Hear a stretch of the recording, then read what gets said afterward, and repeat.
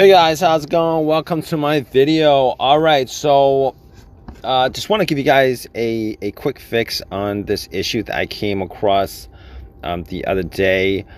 So I was driving and out of nowhere had a battery and brake light on the dash, and it seemed like the car was losing power. So basically I pulled over and immediately thought it might be the battery or the alternator, and had to do a couple of checks on it. If you guys have this situation where the brake light and the battery light comes on, most of the time it's because the alternator is bad. Now you're gonna have to do some testing before actually swapping out the alternator, because there's a good chance, well, not a good chance, but there's a chance that it could be caused by something else. All right, I mean, normally what happens is the battery and brake light comes on because the car's computer is sensing that the battery is not being charged correctly, or the battery is low while the car is on. All right, so basically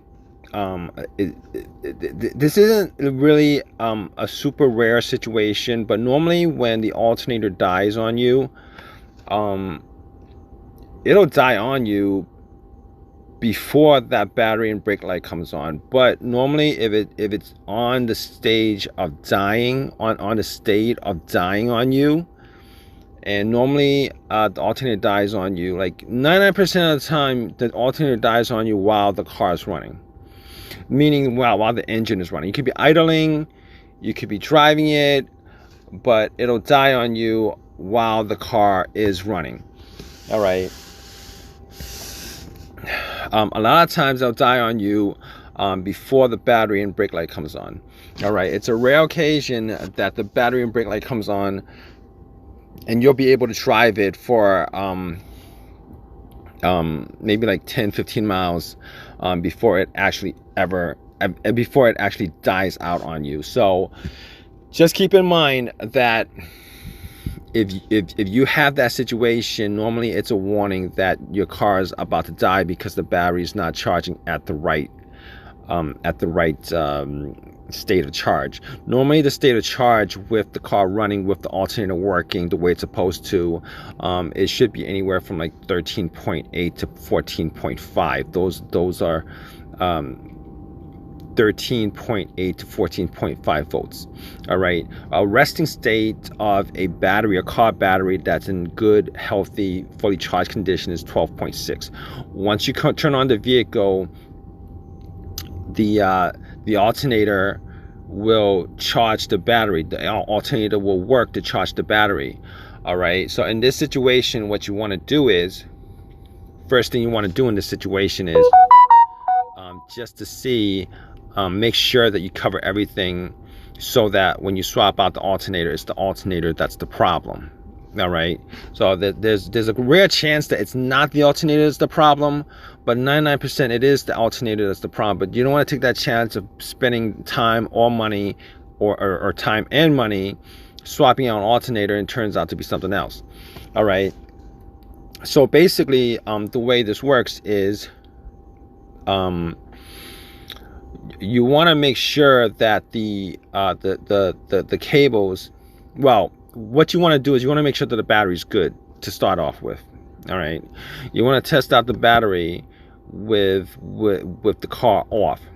All right, it should read, and a fully charged battery should read 12.6. But once you have this condition where the battery and brake light is on, your battery is probably going to be the charge level on your battery is going to be pretty low. All right, because the alternator is not charging it. That's why you're having this situation where the battery and the brake light is on. But you can charge up your battery with a charger. All right, you can actually bring the battery to AutoZone to have them charge it up to 100%, and then have them test it out. All right, as if the battery is good, 12.6, the battery is good, you want to make sure that the battery terminals are free of corrosion and they're tight, and you want to make sure that the ground wire, the negative ground wire, is connected to the frame securely. All right, if those are good, all right, you're going to move on to the alternator. All right, and you can test out the situation by actually turning on the car, getting a voltmeter, and putting the voltmeter on a positive negative terminal. With the car on, it should actually read anywhere from like 13.8 to 14.5. Now, if you have it off and it reads 12.3, and you turn it on and it reads 12.3, or whatever the state of charge the battery is at the point at that time. If it's 12.6 with it off and it's 12.6 with it on, obviously you're going to know that it's the alternator that's the issue, or the wiring from the alternator to the battery that's the issue. And you can test that out. All right, so basically in this situation, if you guys can actually test what the alternator is putting out. All right, you can actually use a voltmeter to put the to test out the line that's going to the battery, which is the positive line.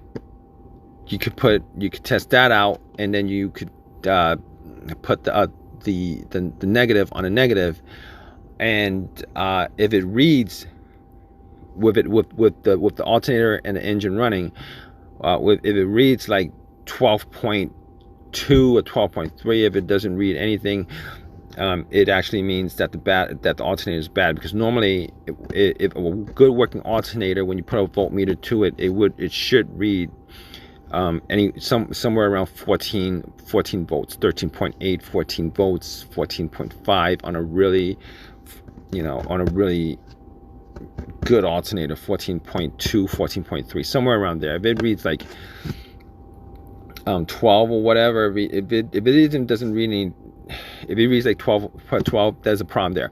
I've seen instances where the alternator is good, the battery is good, but the line that connects the alternator to the battery has issues. I've seen this on some Camrys.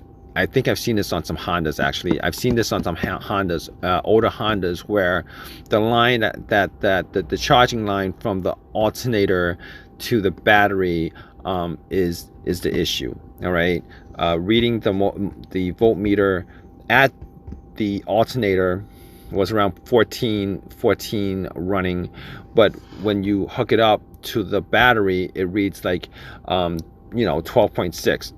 So in that situation, if you guys have that situation, if that's the situation, and you've actually determined that the alternator puts out a good charge, and you've determined that the battery is good, what you want to do in that situation is, and this is a good a workaround. All right, you can actually connect a straight line from the alternator to the positive of the battery, so that it bypasses that line, the main line that's manufactured into the car. All right, I've done that before. It works fine. It works well. It actually takes the place of the line that has issues, and you can essentially fix the problem like that. And you can fix that issue. Otherwise, if the alternator doesn't read 14 volts or whatever, it's not working the way it's supposed to, definitely swap out the alternator. You're gonna need to swap out the alternator, because without the alternator, the battery is not going to be charged up, and it's probably gonna, if it's still running, it's probably just running off the battery. It's probably gonna just die, or there's something wrong with the alternator where it doesn't put out the correct charge, and it puts out low charge, and maybe some component of the alternator is broken. So if the alternator is actually putting out like 12 point, I've seen some situations where the alternator is faulty and it puts out a low voltage level to the battery, and that could also be a situation where you need to swap out the alternator. But anyway, if you guys have any of your own personal experiences with this, definitely leave a comment in the comment section. Please subscribe, please give me a thumbs up, leave a question if you guys have a question. All right guys, take care.